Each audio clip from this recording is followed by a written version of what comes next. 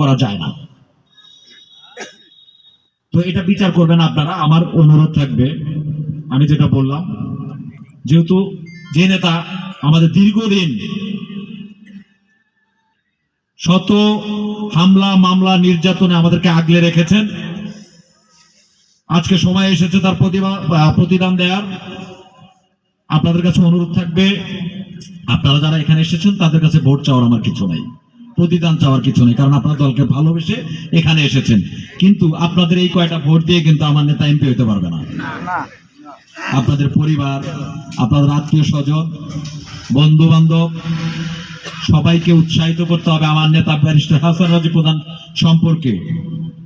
এই কথাগুলো তুলে ধরতে হবে যে ওই লোকটা যদি আজকে লোভী হইতো তাহলে কিন্তু সরকারি দল করত। এই যে কিছুদিন আগে আসলে ইগল মার্কা কি প্রধান, ওটার নাম আতাউর প্রধান ব্যাংকে চাকরি করে এসে হঠাৎ করে 100 কোটি টাকা নিয়ে এসে একদম রাজনীতি জমায় ফেললো, মানে টাকা পয়সা দিয়া, মানে যা তা একটা অবস্থা। কিন্তু সুদিনে এই আওয়ামী লীগেরই কিন্তু ছিল আতাউর রহমান প্রধান, কিন্তু ব্যারিস্টারও তো চাইলো তো আওয়ামী লীগের রাজনীতি করতে পারতো, এসে বলতো আমাকে নৌকা মার্কা নমিনেশন দাও, আমিও ইলেকশন করবো, পাক আর না পাক করতে পারতো। কিন্তু আমাদের নেতা কিন্তু সেই কাজটি করেননি।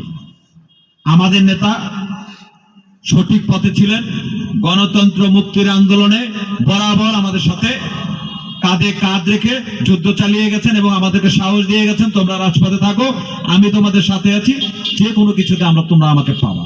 আজকে যেহেতু সব যুদ্ধ আমরা জয় করছি, 24-এর যে স্বাধীনতা আমরা উপভোগ করছি, বেলাগড়িতে আজকে প্রোগ্রাম করতে পারছি, এটার জন্য কিন্তু আমাদের যে দীর্ঘদিনের শ্রম, এই শ্রমের কারণে আজকে কিন্তু এই বেলাগড়িতে আজকে প্রোগ্রাম সফল হতে যাচ্ছে। কিন্তু তো যেই